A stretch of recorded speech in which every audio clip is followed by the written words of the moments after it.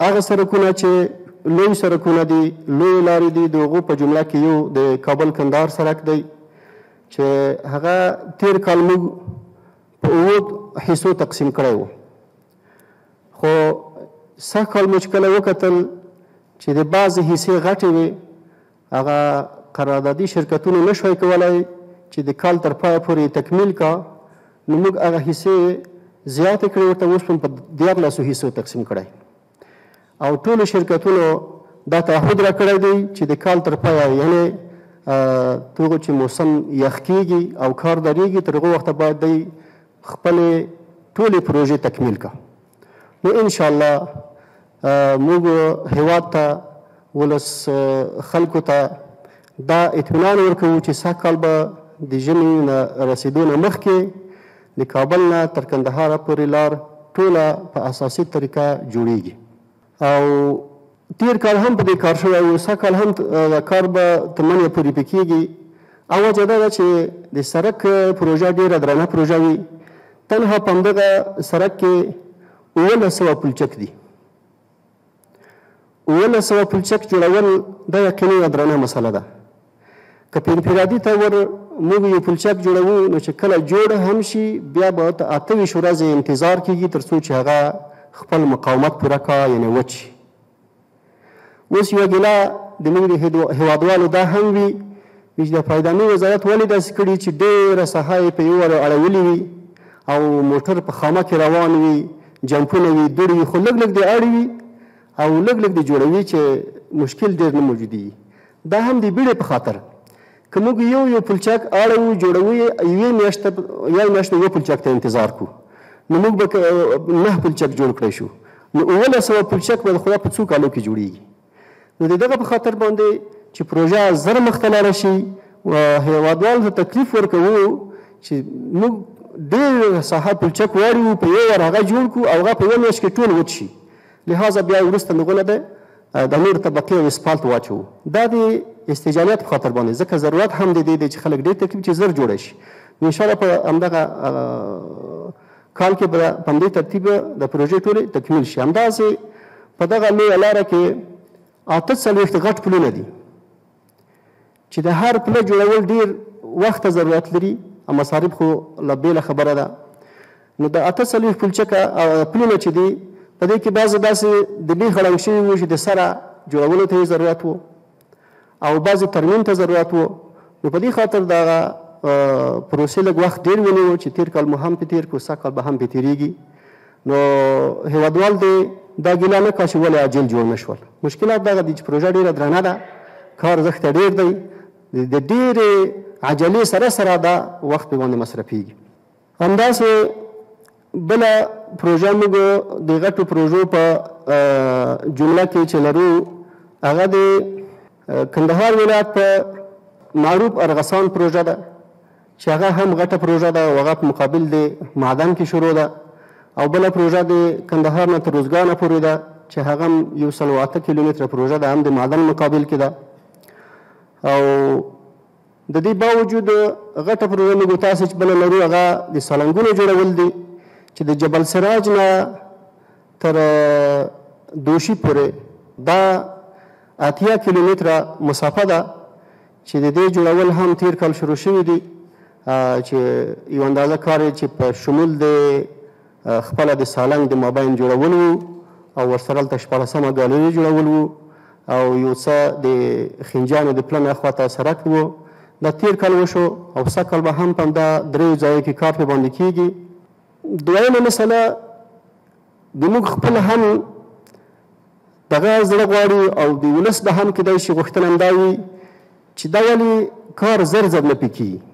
او زر ولې نه تکمیلیږي او باید تکمیلي شي، ځکه ډېر ضرورت دی او ډېر مشکل دی خلکو دی. موږ خپله چې پې ځو تکلیف د خلکو وینو چې څومره په تکلیف دی. خو مسله دا ده چې دا جوړیږي په ټول پلازا باندې. هغه عواید چې په ټول پلازا کې جمع کېږي هغه همدومره ظرفیت لري چې د کوم څومره کار موږ اوس روان کړی.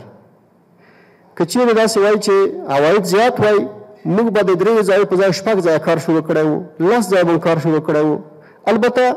یو کوشش موږ روان کړی، د بعضو خارجي غټو شرکتو سم خبره کړې که هغوی آماده شول دې ته چې هغه خپله سرمایه ګذاري وکړي په لنډ وخت کې دغه لاره 80 کیلومتره ټوله تکمیل کا او د دوی بیا هغه مصرف شوې پیسې سره د ګټې په اوږده وخت کې د ټول پلازې د وخت نه ورته بېرته جمع شي. او همدغسې د فوایدانو وزارت د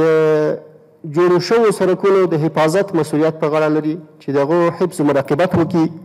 چې په هغو درشل کې هم تقریبا 109 پروژې موږ لرلې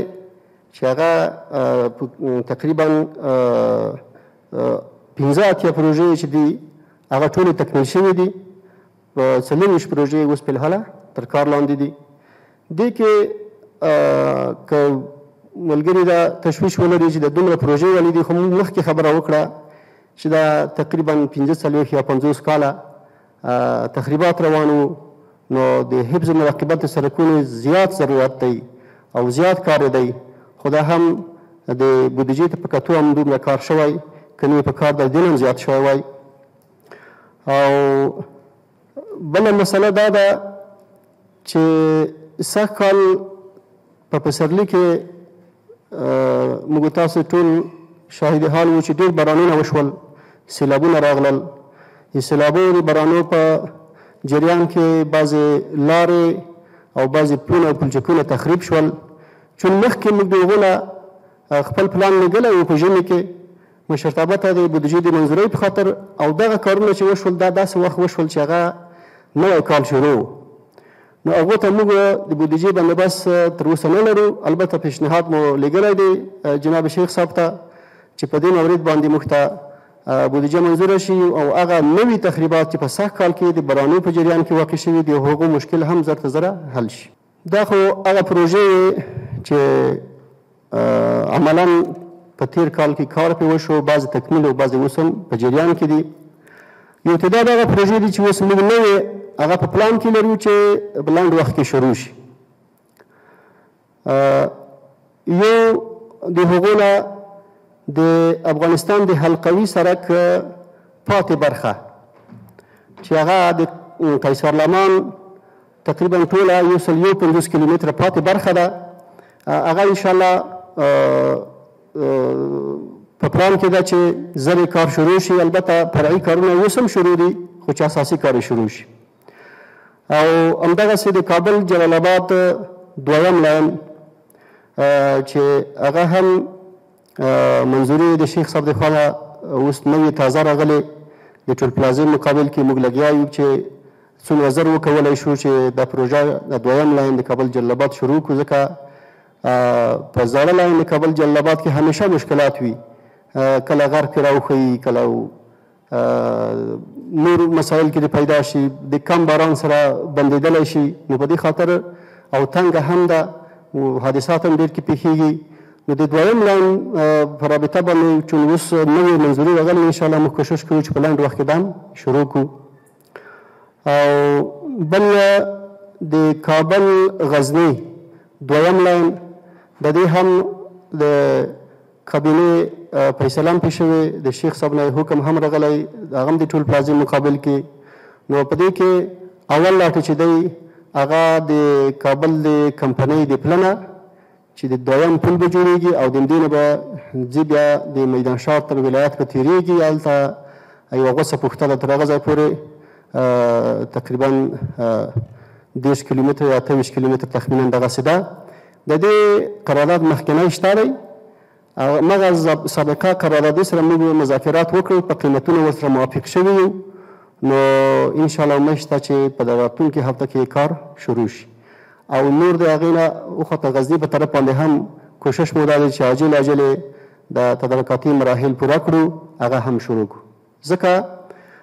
هیوادوال په دې باندې خبر دی چې په دغه لار بیروبار دومره ډېر دی چې د سړک د جوړېدو سره حادثات زیات شوي. نو د دغه حادثاتو د مخنیوي په خاطر باندې اول کوشش دا وشو چې تر غزني پورې دویم لاین شي، تر څو پورې چې د حادثاتو مخه ونیول شي. او ډېر بیروبار چې دی هم تر غزني پورې دی، او خواته هم شته، خو خیر بیا دویم قدم کې به بیا دغو انشاءالله ترتیب کېدلی شي. همدغسې د هرات نه تر چشت شریف پورې د دې منظوري هم شوې، د غور په طرف باندې د هرات نه تر چوشي شریف منظوري شوې، او خواته هم غور خواته هم ترتیب روان دی، خو اوس د دغه منظوري راغلی انشاءالله. د دې کار به معجل شروع کیږي او د سړکونو په برخه کې دغه معلومات و د موږ د اوسپنیزه کرښې یا خط هم چې ورته وایي د هغو په رابطه باندې هم په مختلفو بنادرو کې کارونه روان دي چې حیرتان مزار شریف دی او تورغونډۍ هرات دی او عقینه اندخوی خواب هرات. په دې ټولو برخو کې هم د پټلۍ د جوړولو کار روان دی او هم هلته انتقالات روان دي انشاءالله چې په هغو کې پوره پیشرفت دی. طوری که جناب منصف محترم فرمودن وزارت فوایدامه در 5 بخش یا در 4 بخش ایتی کاریش است که جناب منصف پروژه بزرگ ارائه کردن. من صرف به طور خلاصه شمار از پروژه وزارت فوایدامه که تحت کار است به شکل نمونه یادآوری میکنم.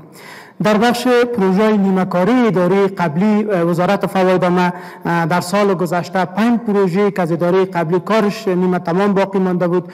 کارش هم آغاز کردیم. سرک فرخار ورسج به طول 15 کیلومتر کار باقی ماندهش در سال گذشته تکمیل شد. پل نیمه‌کاری سرشیلی ولایت نیمروز 300 متر طول داشت، کاری پروژه تکمیل شد.